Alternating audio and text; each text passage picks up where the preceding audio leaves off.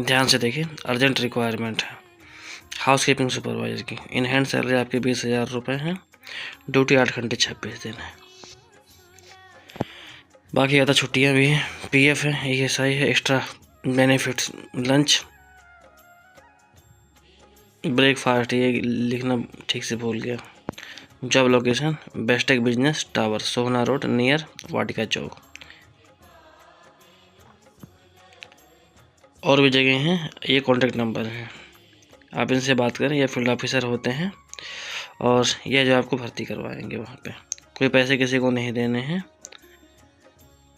आपके लिए अगर ये वीडियो हेल्पफुल होती है तो घंटी का बटन दबा के सब्सक्राइब करें, साथ में शेयर करें, देखते रहें, बने रहें, ज़्यादा लोगों तक शेयर करें, जिससे आपको 1 बाय 1 सारे वैकेंसी आते रहेंगे। आपके माध्यम से किसी ज़रूरतमंद व्यक्ति को जॉब मिल जाती है। ठीक ठाक अच्छा काम है, देखें, बने रहें और इस चैनल से जुड़ें।